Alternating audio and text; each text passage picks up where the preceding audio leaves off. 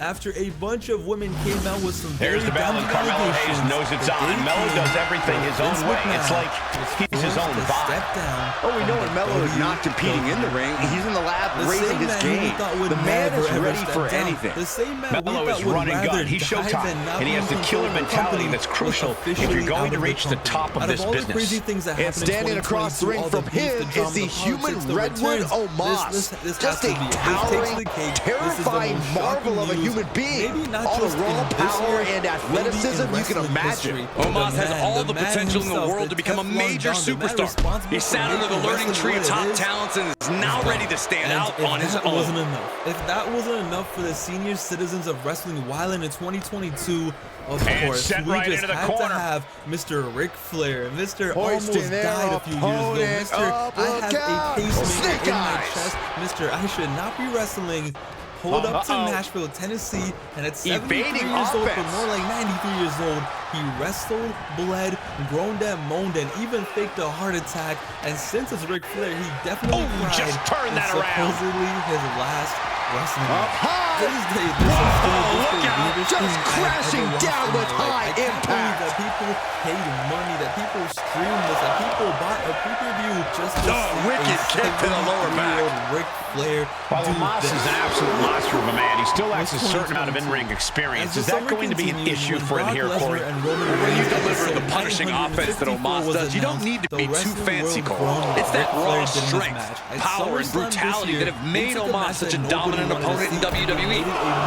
Backstage, he gets what he deserves for all that gloating. Steel CM. It was a straight TDM match back there. I don't know where All Out suddenly became Brawl Out. Just when wrestling in 2022 couldn't get more insane, the biggest stars in AEW had a fist fight backstage after one of their most successful shows of all time. Making the arm numb makes your opponent very vulnerable. Caught in crossfire, people were biting each other. Brawl Out just went down. And of course, as you can imagine, AEW and he has the shoulder up before too. Their biggest stars had just tore the locker room down with a fist fight, and to this day, we don't know exactly right to the face. We won't know for a long time with NDAs and other investigations. Jarring after this, Omos just got outsmarted.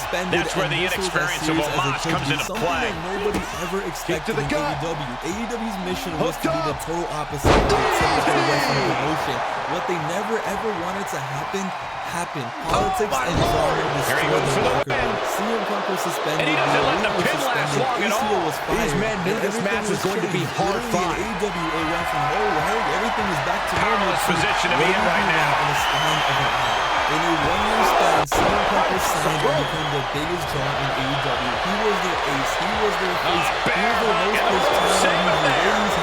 Will he be able to last much longer?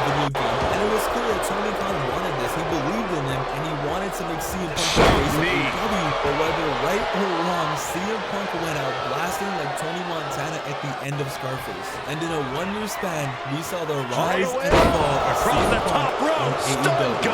And hindsight being 2020, it was bound to happen. CM Punk was definitely the face of AEW, but he was the face because of Tony Khan. And it was a great business decision, no doubt. If you go back, that's not right.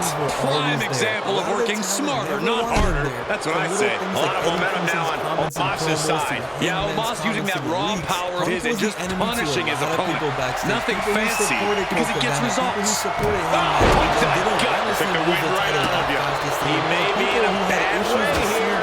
Yes, Omos. Oh, no, he can be caught here. Still have the grudges. And while extreme CM Punk could have handled it better, it was just bound to happen. Everything just caught up and the superstar building incredible momentum.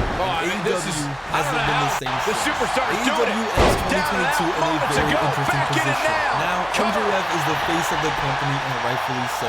He is the champion, and he is the pushes through after two. He got close there. It could be do or die time.